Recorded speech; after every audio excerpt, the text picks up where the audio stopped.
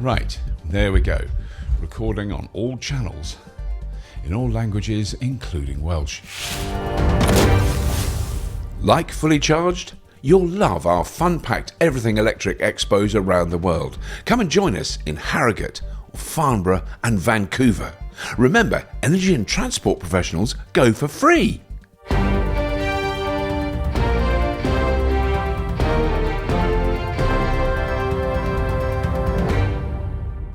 Hello and welcome to another lovely, warm and cuddly episode of Almost Breaking News from the Fully Charged Show. My name is Robert Llewellyn. I'm the founder and one of the presenters of the Fully Charged Show and the Everything Electric Show. And there does seem to be a lot of almost breaking news around, specifically about electric vehicles, because in the past month I have been invited on various BBC television and radio channels no fewer than 5 times to take part in discussions about how everyone has stopped buying electric cars and will never buy them again, and the underlying story being no one wants electric cars. I haven't actually appeared on many of these programmes because I've been a little bit strident in the briefing call. I just want to repeat, these are BBC news shows, not Fox News or GB News, where you might expect such garbage. Last year, electric vehicles reached 20% of all vehicle sales globally. When I started making the Fully Charged Show back in 2010, it would have been about 0.0001% of global sales. Why does the BBC enjoy spreading this rubbish non-story? I don't know. But I will say this here and now. The BBC News editorial unit, it's a very specific group of people, and it's a very small group of people, is on a mission to bolster and maintain the fossil fuel industry's dominance in the world. And I don't know why. Yes, of course, there has been a flatlining of all new vehicle sales in the UK. All cars, not just electric. I wonder if that could have anything to do with the UK being in a recession, which we are now only slowly coming out of.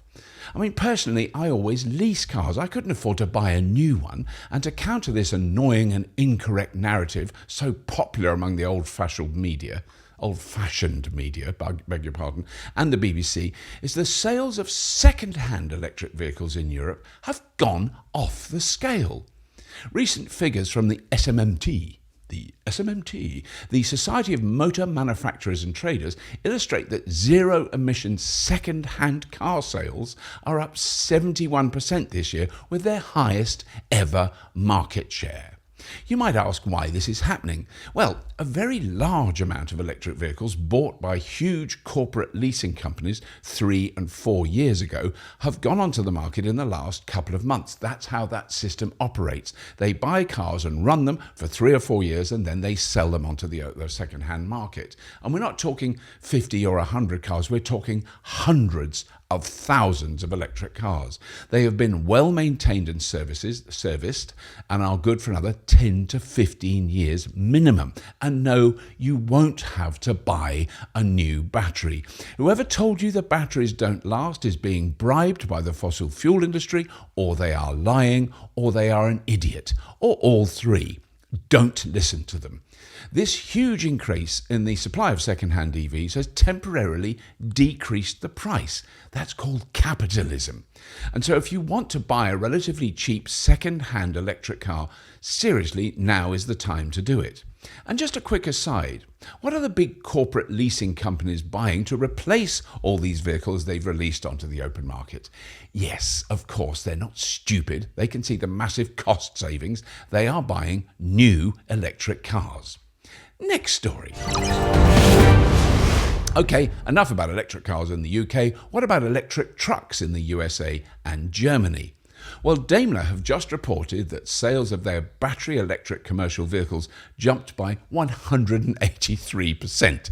That is quite a large jump. Now, yes, of course, I know this is still a very small part of their huge truck business, but it's growing faster than anyone predicted. No one thought this would catch on so quickly. Electric trucks work. They can do the job they're designed to do, and their overall TCO, which is total cost of ownership, is, like cars, much, much cheaper.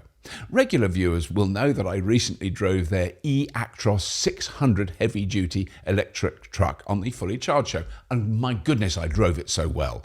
The rear wheels ploughed a small field, but other than that, it was brilliant. And it's amazing how far these trucks have improved in the last few years. This big beast has a range of 500 kilometres. I mean, we're not talking a little van. This is a big, proper truck. And of course, in reality, thousands of trucks need to travel much, much less than 500 kilometres at a go.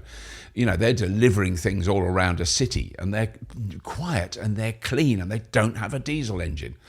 Of course, the numbers of heavy-duty electric trucks sold in Europe is dwarfed by how many were sold in China. 5,600 electric or fuel cell medium and heavy-duty trucks were sold in China in the final month of last year, in 1 month. The tally for all types of fully electric commercial vans and trucks sold in China last year totaled over 330,000. That's how many electric trucks are on the road in China. And why would they bother to do that? Oh, that means they don't have to import quite so much expensive, toxic, liquid fossil fuel that then costs millions and millions of dollars to refine. And then you burn it once.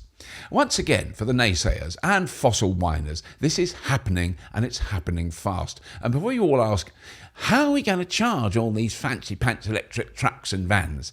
Surprisingly, the people running truck and van fleets have actually been doing something about that, rather than moaning on and on in comments on YouTube, Threads, and the other one. Amazon are using electric vans for more and more of their final deliveries in the USA, and they have now installed 17,000 chargers at around 120 warehouses around the United States.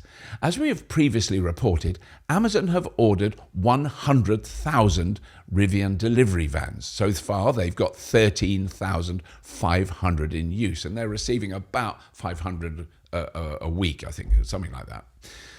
Can't remember where I read that. Ignore that. They've got 13,500 going at the moment. Amazon have also just added, and this is really important, 50 Class 8 Volvo electric trucks to their fleet in California. These are big rigs. For those of us outside the USA, a Class 8 is the largest, heaviest truck allowed on the US highways. They are seriously massive, and they are all 100% electric. And do we think Amazon are doing this because they want to appear green and go virtue signaling around the neighborhood? I would suggest they don't give a flying toss about that. They are ruled by the bottom line. They are an incredibly powerful and profitable capitalist company. And electric ground transport is cheaper to run than burning billions of barrels of diesel. Don't know what diesel is. As I said just now, the total cost of ownership of these vehicles is a massive wealth-swelling saving for Amazon. Next. Parking at a hospital. In the UK, this is often a very contentious issue. If you work at a hospital, it can be a nightmare. I mean, the people who work there have to pay to park. You know, and anyway, it's often a hassle even if you're visiting a friend or relative who is in hospital. One obvious solution is that if you can get to the hospital by walking, cycling or public transport, then that's the best option. But I can feel hackles rising as yes, that's not possible for everyone. That is implicit in the last statement. I said if you can, not you must, or you should, or your freedom should be crushed. Please calm down. But here's a story that was recently pounced on in the UK. A man recently visited Liverpool's incredible Alder Hey Children's Hospital in an electric car to visit his son, and he was informed he couldn't park it there because of the fire risk. The hospital had been informed by the local fire department that until they had installed a new sprinkler system, they should not let electric car drivers park there.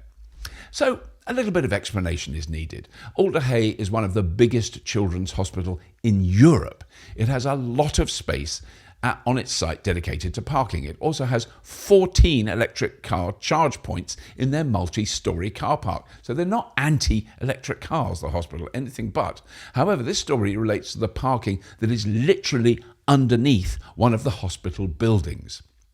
Now, you may expect me to criticise this decision by the hospital, but no, I think this is the right thing to do, as long as you also don't let people park diesel or petrol, or in particular hybrid cars, under there, as they are far, far more likely to catch fire spontaneously. For pity's sake, if you know anyone who works for the Liverpool Fire Brigade, the council, the hospital authorities, get them to check some actual facts, some actual data. Traditional combustion cars literally burst into flames when they are parked all the time, thousands of them every year. Yes, an electric car fire might be harder to put out, but the effect of the massive cloud of toxic smoke from a traditional combustion car is a huge life-threatening hazard for anyone who breathes it, and particularly for children in a hospital. Get them to check out, for goodness sake, if you're in the fire department in Liverpool, check out EV Fire Safe. Look it up.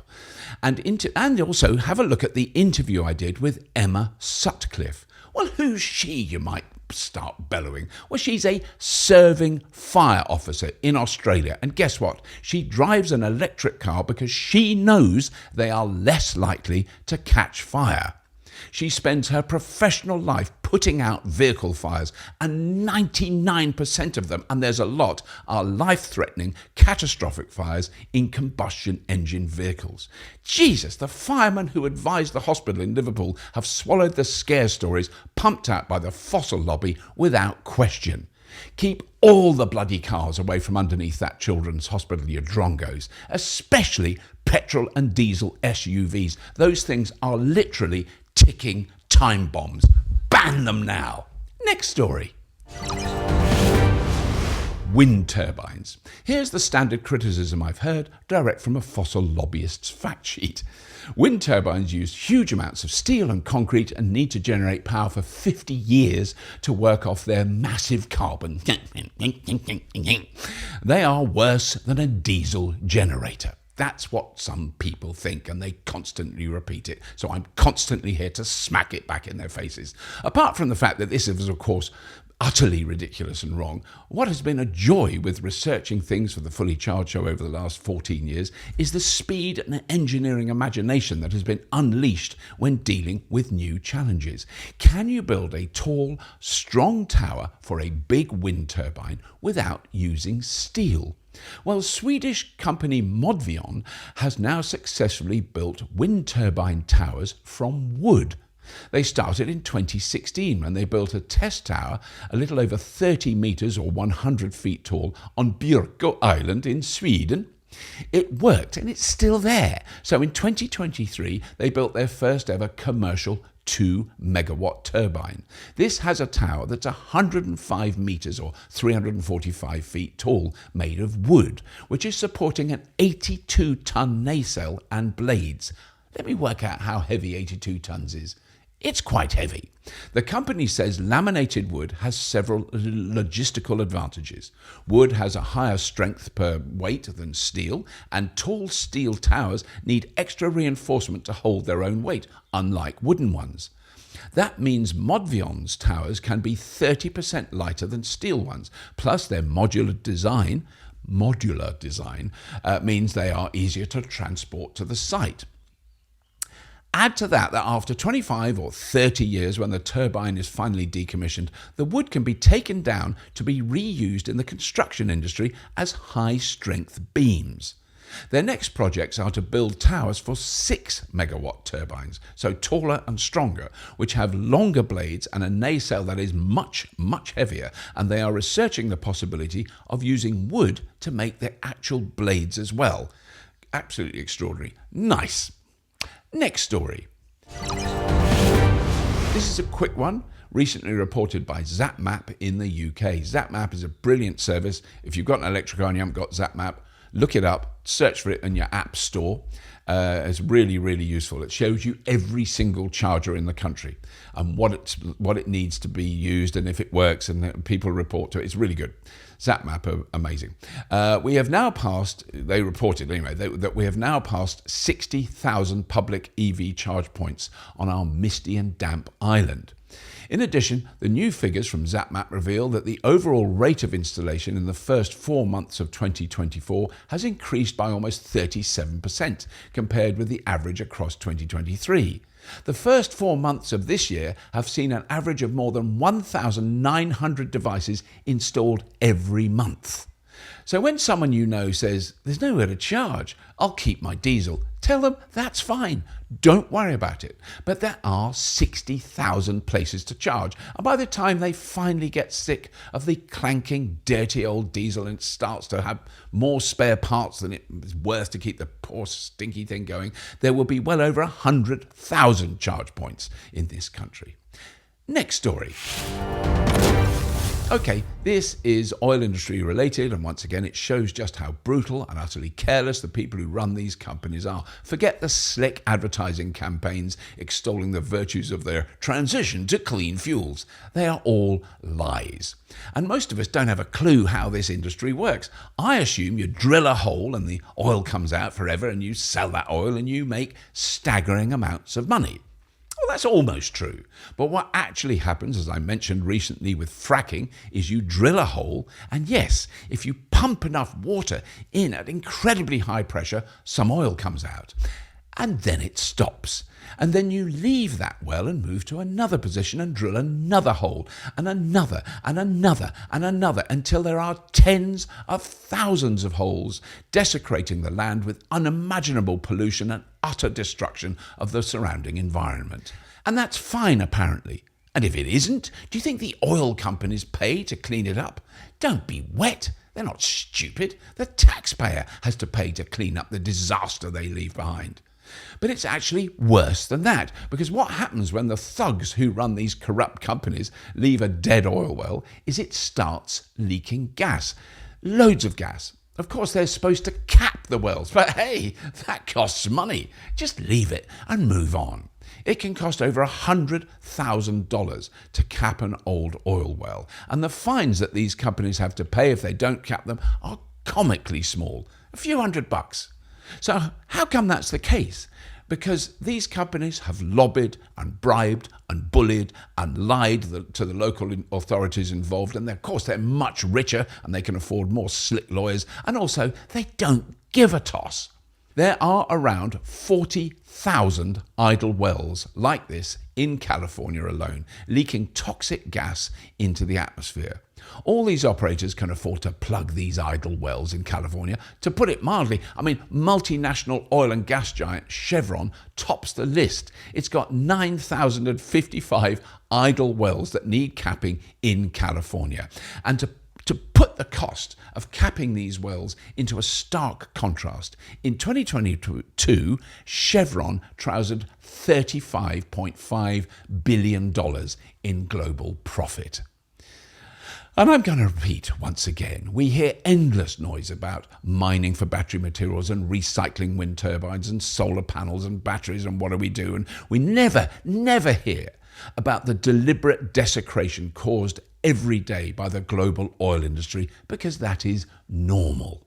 We're all used to that, and all these fancy pants new things like electric cars, solar panels and wind turbines are terrifying. So they must be worse than the lovely old oil industry who really care, because it says so on the posters they stick around the place. There is a lot more increasingly ugly and incriminating behaviour by the oil industry in the report that I've quoted from here by the D-Smog blog, where this story comes from. As always, all the links to all the stories in this episode are in the jolly old show notes. Next story. Now, these are the last two stories for this episode, and both of them are about Tesla. Now, the first is either negative or baffling or both.